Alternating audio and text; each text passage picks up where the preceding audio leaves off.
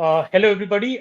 This morning on Gandhi Jayanti, we are here to discuss Uttar Pradesh and Uttar Pradesh law and order situation. I have former DGP, a very prominent face on media channels, Mr. Vikram Singh, to give his expert opinion on this.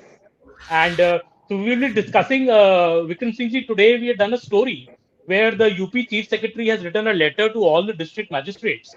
Basically, this letter is about how to celebrate Gandhi Jayanti and how to tell people about the achievements of the government.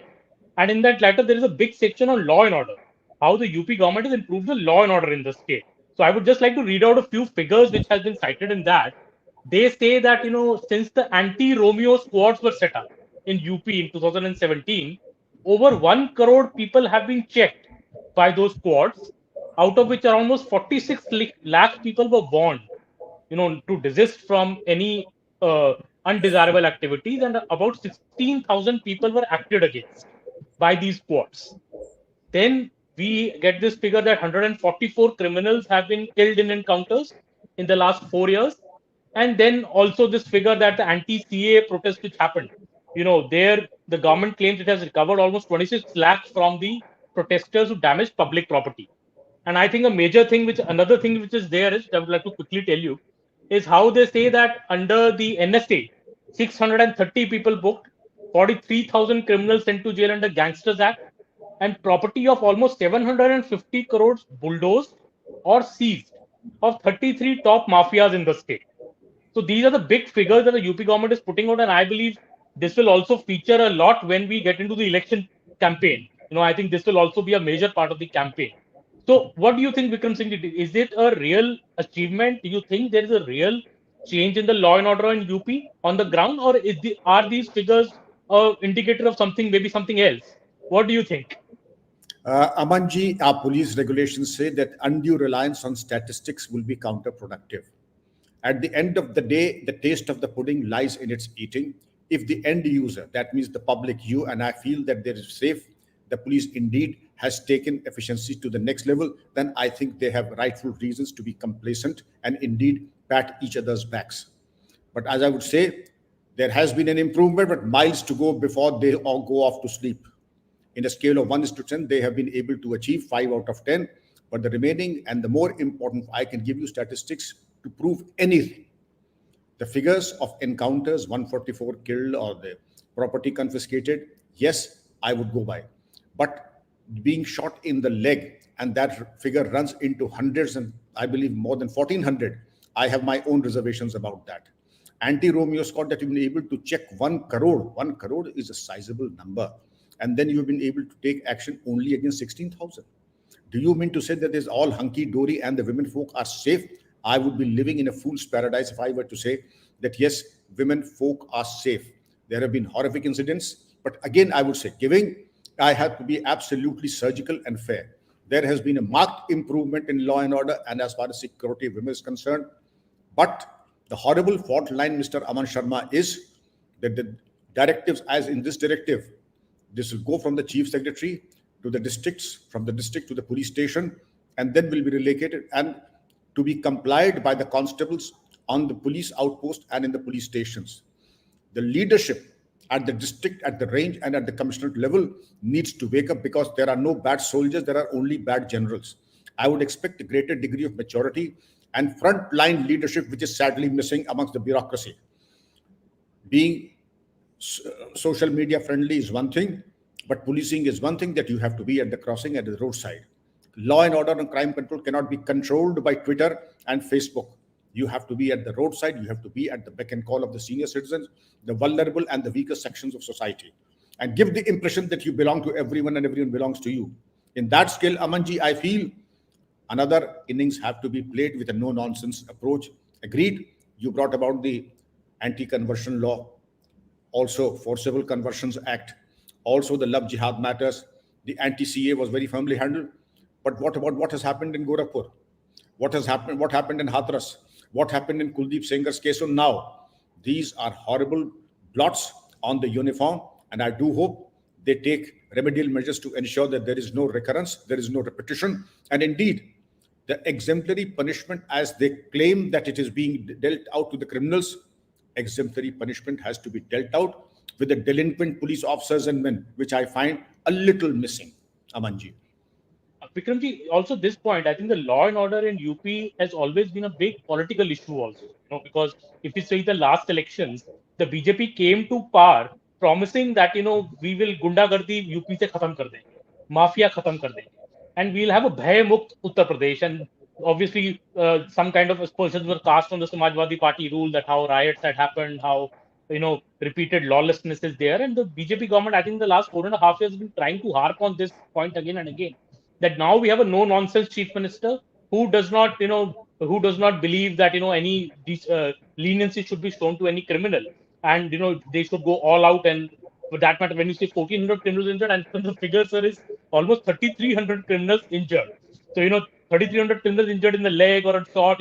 So I remember speaking to the ADG earlier, Mr. Prashant Kumar, and he telling me that you keep on saying that we keep killing criminals, so we only killed 144, we arrested 3,300 after injuring them. So it is not a case that we are trigger happy and always. Anyways, but the politics of it, Mr. Vikram Singh ji, when I agree with you on the Gorakhpur case, I think the government went on a real back foot, because what has happened there is horrible. And the way even now, I think the policemen are absconding, who have involved in this have still not been arrested. And Mr. Akhilesh Yadav has gone and met the family in Kanpur, and I believe a CBI probe is also being ordered. But do you think there are still some fundamental issues with the UP police which need to be resolved? As you say, encounters is one thing and everything else is one thing.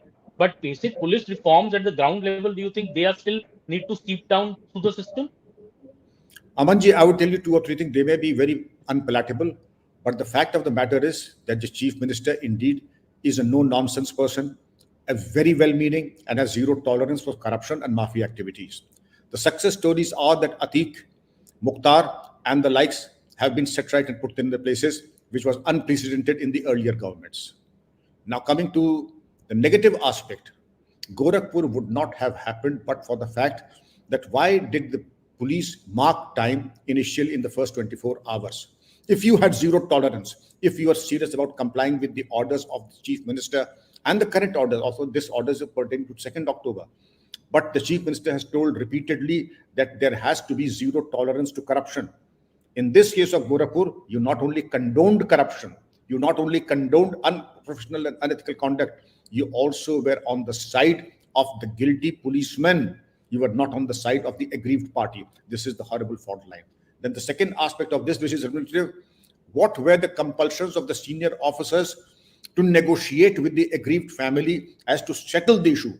Is there a settlement in criminal matters? This is absolutely unacceptable and obnoxious a practice. Who was instructed? Now, I'll come to the point. The senior officers seen negotiating in the viral video would not have done that on their own. They obviously were under instructions from some higher up. Whoever that higher up is, my advice to UP government would be just throw him out of service immediately. You would be doing a service to the state and to yourself. Such obnoxious black sheep in the service who take the side of the guilty, of the aggressor, are a blot on the administration. And now you're doing exactly what you should have done in the first 24 hours. Suspended the constables, dismissed them from service, send them to jail, and still invoke the NSA against all 6 of them. You didn't do a thing. One of these 5 that I have recommended, you did not do a thing in this. This is not rocket science, Samanji. Any professional officer would have done that, and I've done it. Because ultimately, you should feel, if you go to the Supreme Court or go to any forum, what relief can you get? You can get this too. I'll give you all the relief so that nobody can give you more than that. This could have been done in the first 24 hours to salvage your credibility and prestige and dignity, and you lost the opportunity. It is not the first time that you lost out. You lost this out in Unnao, you lost this out in Hathras, and you really have to try very hard to bungle up like this. You really have to try very hard to bungle up like this to get a hat trick of howlers. And this is what is being given. Of the 99% good acts done, these 3 blots will be more prominent than all the good work that you have enumerated. I accept a lot of good work has been done. The mafia activity that was there, the synonymous to Uttar Pradesh, the bad land of Uttar Pradesh, the crime capital of India, all that is gone. But where the directions are clear, the directions are unambiguous, the directions are to get after the underworld, what is there to prevent you? And then, if there is time, we'll discuss about the corruption in the administration.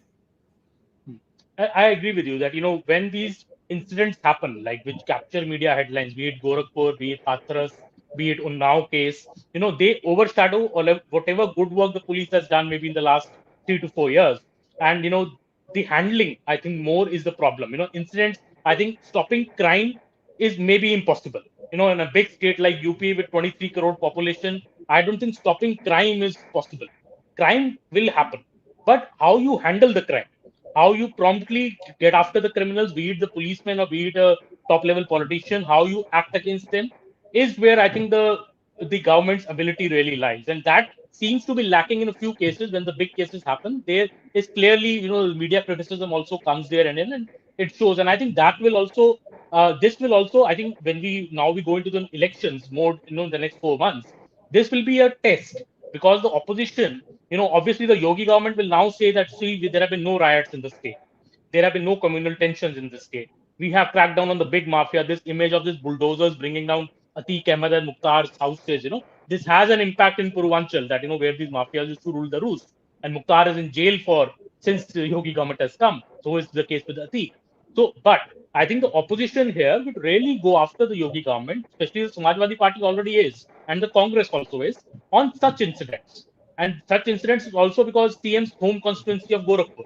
So, when an incident happens in Gorakhpur, obviously the CM's constituency, home constituency, it comes under much more focus. And the way it has happened, those videos, I agree with you. The SSP and the DM trying to negotiate with the accused is, very damning. You can't really justify them at any cost. Uh, Also, as you said, on the corruption issue, I think also the Yogi government has also seen, making this a big issue in the elections. There's this zero corruption tolerance for, zero corruption. That it is coming ahead, and there is no corruption in the government. The CM is non-corrupt. There is no major scam which has come out. So it isn't.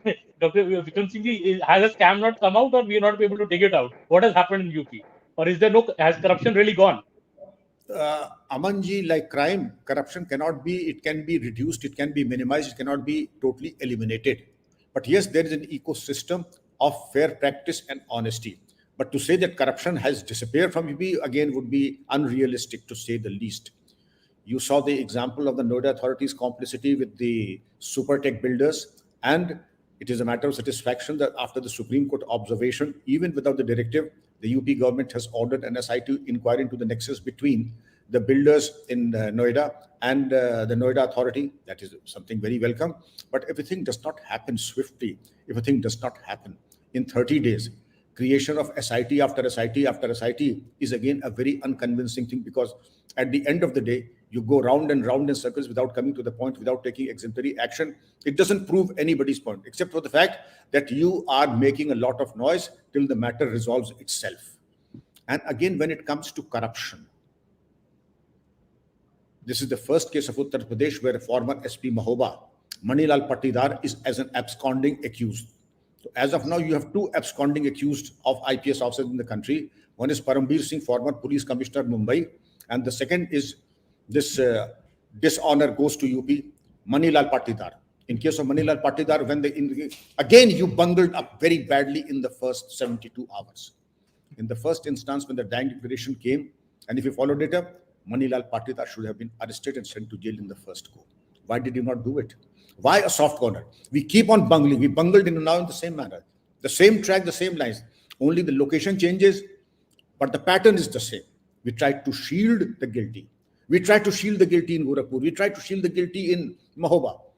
At least give the impression that you will not be on the side of the aggressor. You will not be on the side of the corrupt. To the contrary, you will give such an exemplary punishment that the 7 generations will fear you and will dream about you and have nightmares what an action was taken. And look at the lame excuses. If we dismiss them now, they will go to court. Of course, they will go to court even if you look at them.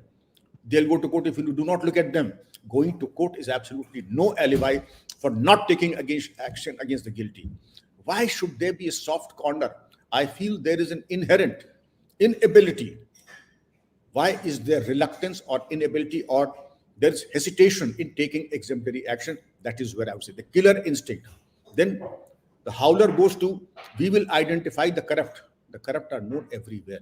Go to the district, ask any panwala, he'll tell you who's the most wanted in that district as far as corruption is concerned. You don't have to get people from FBI and the Mossad to tell you Who are the most corrupt? It is known the world over. They're screaming their houses, their mansion, their architectural wonders with underground swimming pools. It is known to one and all. Where there is a will, Amanji, there is a way. Get after them. If you know what is good, don't do it for me. At least do it for yourself. God Almighty and people have given you the opportunity to deliver. Jolly well deliver. Otherwise, well. Yeah.